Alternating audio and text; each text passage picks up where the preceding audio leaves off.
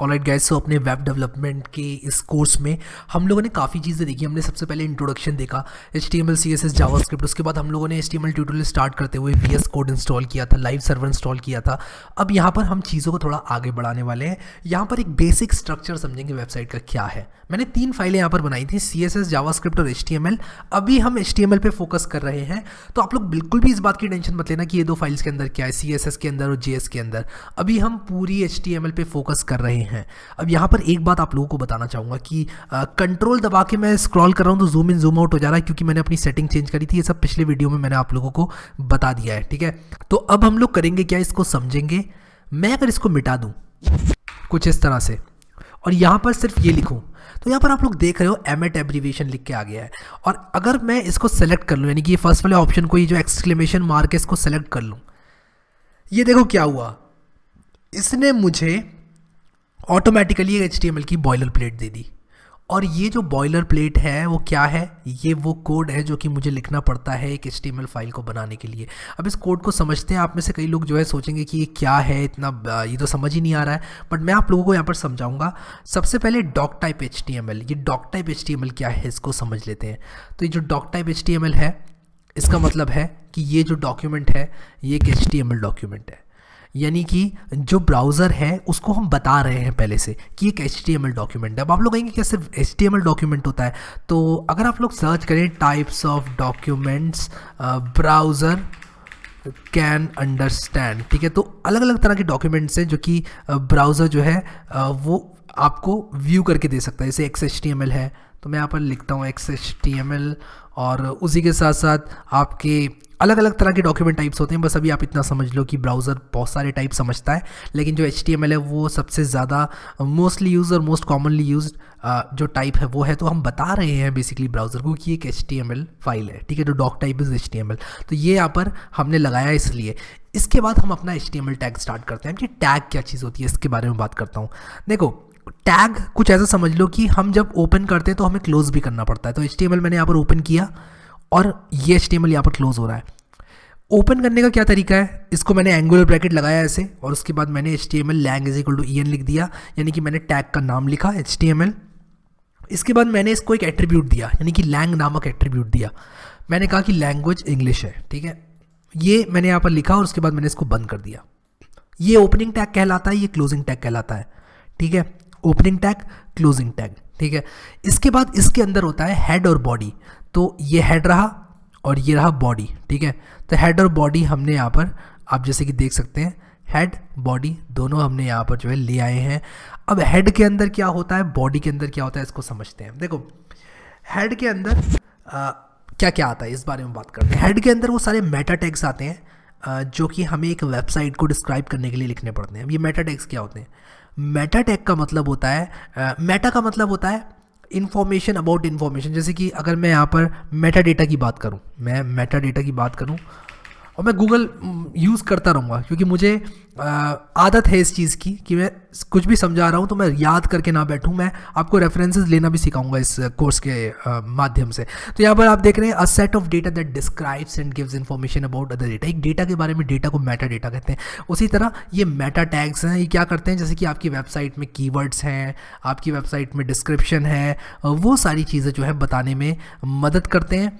तो Meta tags का ये काम होता है। यहाँ पर ऑलरेडी 3 तरह के मेटा टैग्स लिखे हुए हैं जिनको हम आगे देखेंगे, लेकिन अभी बस आप लोग इतना समझ लो कि इसमें मेटा टैग्स आते हैं। हेड के अंदर एक टाइटल जैसे कि आप लोग देख रहे हैं आता है, और उसी के साथ साथ अगर हम कोई एक्सटर्नल शीट लिंक कर रहे हैं वो भी आता है। तो अगर मुझे एक एक्सटर्नल स्टाइल शीट लिंक करनी है, जैसे कि मान लो मुझे एक्सटर्नल CSS शीट लिंक करनी है, जैसे मान लो मुझे ये harry.css लिंक करनी है, तो मैं यहाँ हेड के अंदर कर सकता हूँ। उसी के साथ साथ harry.js भी मैं हेड के अंदर लिंक कर सकता हूँ, लेकिन अभी मैं आपको लिंक करके नहीं दिखाऊंगा। अभी आप बस इतना समझ लो, मेटा टैग्स आते हैं, टाइटल आता है, और उसी के साथ साथ कुछ भी एक्सटर्नल शीट लिंक करनी होती है वो आती है, ठीक है, और हेड यहाँ पर हमारा बंद हो जाता है। अब एक चीज़ यहाँ पर VS कोड की खासियत आपको दिखाऊंगा। हम नोटपैड क्यों नहीं यूज़ कर रहे हैं, VS कोड क्यों यूज़ कर रहे हैं, क्योंकि यहाँ पर आप देख सकते हैं इस तरह से यहाँ पर मैं इसको क्लोज कर सकता हूँ, ओपन कर सकता हूँ। इसको कोड फोल्डिंग बोलते हैं। मैं यहाँ पर फोल्ड कर सकता हूँ इसको। मैंने हेड बंद कर दिया। आने वाले टाइम में मेरे बॉडी के अंदर बहुत सारा सामान आ जाएगा, इसलिए मैं बॉडी को बंद खोल कर सकता हूँ इस तरह से। तो ये काफ़ी कन्वीनियंस हमको देता है जब हम VS कोड यूज़ करते हैं। अब बात करते हैं बॉडी। अगर मैं अभी इसको सेव कर लूँ और मैं यहाँ पर लिख देता हूँ दिस इज टाइटल, सेव किया मैंने इसको, गो लाइव पे क्लिक किया यहाँ पर और मेरा लाइव सर्वर स्टार्ट हो जाएगा। जैसे आप देख रहे हैं मुझे यहाँ पर इस वेब पेज पर कुछ दिखाई नहीं दे रहा है। ऐसा क्यों? ऐसा इसलिए क्योंकि ये जो वेब पेज है इसके अंदर मैंने कुछ लिखा ही नहीं है। बट आप लोग आर्ग्यू करेंगे इतनी सारी चीज़ें तो लिखी हुई हैं, ये किस लिए थी? ये कंटेंट नहीं था वेब पेज का। वेब पेज का कंटेंट बॉडी के अंदर आता है। हमने यहाँ पर दिस इज टाइटल लिखा, आप लोग यहाँ पर देखो ये टाइटल यहाँ पर आ रहा है लिखकर दिस इज टाइटल। अगर मैं राइट क्लिक करके यहाँ पर व्यू पेज सोर्स में जाऊँ तो ये जो सोर्स है वो मुझे यहाँ पर मिल जाएगा। इसको अभी आप इग्नोर करना, ये लाइव सर्वर एक्सटेंशन ने इंजेक्ट किया है कोड, तो इस कोड को आप इग्नोर कर देना। Code injected by live server, देखो इतना हमने लिखा है सिर्फ। तो आप लोग देख सकते हैं यहाँ पर हमारी बॉडी के अंदर कुछ भी नहीं था, इसीलिए यहाँ पर कुछ नहीं दिखाया जा रहा है। अगर मैं यहाँ पर बॉडी के अंदर लिख दूँ ये मेरी बॉडी का कंटेंट है, अगर मैं कुछ इस तरह से लिख दूं तो यहाँ पर देखो ये मेरी बॉडी का कंटेंट है, यहाँ पर लिखकर आ चुका है और जो भी चीज़ें मैं यहाँ पर लिखूंगा वो मेरी यहाँ पर शो होती जाएंगी। बट आप लोग कहेंगे कि इस तरह की वेबसाइट्स को ज़रा देखो कितनी अच्छी दिख रही हैं और एक हमारी वेबसाइट देखो कितनी घटिया हमने बनाई हुई है। तो क्या हम भी इस तरह की स्टाइलिंग अचीव कर पाएंगे आने वाले टाइम में? डेफिनेटली कर पाएंगे और इससे अच्छी स्टाइलिंग मैं आपको अचीव करके दिखाऊंगा। बस अभी के लिए जितने टाइम में हम HTML सीख रहे हैं आप लोग इतना याद रखना कि जो मैं आप लोगों को बता रहा हूँ थोड़ा सा अगली दिखने वाला है, क्योंकि हमने यहाँ पर बिल्कुल भी कोई CSS इस्तेमाल नहीं करी है, कोई स्टाइल हमने इस्तेमाल नहीं किया है। तो आप लोग यहाँ पर इस बात को मद्देनज़र रखते हुए अपनी कोडिंग करें कि अभी हम जो भी करेंगे वो बहुत अच्छा नहीं दिखने वाला है, लेकिन हम लोग CSS की मदद से अपने HTML को खूबसूरत बनाएंगे। तो हमने यहाँ पर इस वीडियो में देखा कि हम लोग यहाँ पर HTML हेड और बॉडी ये तीन तरह की ये जो हमने टैग्स देखे at a very high level. Doctype सबसे पहले हम लिखते हैं एक पेज में, उसके बाद हम एक HTML टैग ओपन करते हैं, फिर हेड टैग ओपन करते हैं, फिर बॉडी टैग ओपन करते हैं। हेड के अंदर मेटा टैग्स आते हैं, टाइटल आता है और एक्सटर्नल शीट्स आती हैं। बॉडी के अंदर पूरा कंटेंट जो वेब पेज का है वो आता है, यानी कि जो वेब पेज की बॉडी है वो आती है। ये चीज़ हमने यहाँ पर समझी। अब एक चीज़ मैं आप लोगों को यहाँ पर बताना चाहता हूँ, कभी कभी आप कुछ नोट्स लेना चाहेंगे अपने पेज के अंदर। जैसे मान लो मैं यहाँ पर लिखना चाहूँगा HTML कोड स्टार्ट्स हेयर। अब मैं अगर मान लो ये लिखना चाहता हूँ और मैं चाहता हूँ कि ये एग्जीक्यूट ना करे मेरा ब्राउज़र, तो मैं कुछ इस तरह से लिख सकता हूँ। और आप लोगों को थोड़ा सा कंफ्यूजिंग ये लग सकता है, सॉरी, इसको मुझे कुछ इस तरह से लिखना पड़ेगा और डैश डैश ये। तो इसके अंदर ये ओपनिंग और ये क्लोजिंग के अंदर जो भी मैं लिखूंगा वो कमेंट के तौर पे आएगा और वो इग्नोर किया जाएगा मेरे ब्राउज़र के द्वारा। तो अभी अगर मैं यहाँ पर आप लोगों को व्यू पेज सोर्स दिखाऊँ तो ये कमेंट यहाँ पर ऐड हो चुका है। मैंने लगता है लाइव सर्वर बंद किया क्या? नहीं, मैं इसको ज़रा रिलोड करता हूँ और मैं जैसे इसको रिलोड करूँगा, मैंने सेव नहीं किया शायद, हाँ मैंने सेव नहीं किया, मैं सेव करूँगा जैसे ही आप लोग यहाँ पर देखो मैं इसको रिलोड करूँगा तो यहाँ पर और HTML कोड स्टार्ट से लिख कर आ गया है। तो ये कमेंट होता है। कमेंट का मतलब क्या होता है? कमेंट का मतलब होता है कि अगर आप लोग कुछ भी ऐसा लिखना चाहते हैं वेब पेज के बीचों बीच जो कि आप चाहते हैं कि इग्नोर हो, तो आप लोग कमेंट के तौर पे लिख सकते हैं और उसको लिखने का ये तरीका है। तो कुछ भी नोट्स लेना चाहते हैं आप तो इस तरह से ले सकते हैं। जैसे मैं यहाँ पर मार्क कर रहा हूँ अपने इस वेब पेज में कुछ इस तरह से, ये ज़रूरी नहीं है लेकिन आप यहाँ पर इसका फ़ायदा उठा सकते हैं। मैं यहाँ पर लिख रहा हूँ और हैड टैग स्टार्ट शेयर और मैं इसको कॉपी करके यहाँ पर बॉडी टैग के ऊपर भी लिख दूंगा और बॉडी टैग स्टार्ट शेयर। तो यहाँ पर जो है आप लोग नोट्स ले सकते हैं अपने वेब पेज के बीचों बीच जब आप कोडिंग कर रहे हैं अपनी वेबसाइट में। और कभी कभी आप लोग को नोट्स लेना बहुत ज़्यादा ज़रूरी पड़ेगा क्योंकि आप लोग आने वाले टाइम में वापस से इस वेबसाइट को चेंज करेंगे और टाइम के साथ साथ आपका कोड बहुत ज़्यादा ग्रो हो जाएगा। तो आप लोग नहीं चाहेंगे कि आपको परेशानियाँ हो, आप लोग बिल्कुल भी ये नहीं चाहेंगे कि आप लोग को दिक्कत हो इस बात से लेके कि क्या चीज़ आपने कहाँ पर लिखी थी, कब लिखी थी, ये क्यों लिखा था।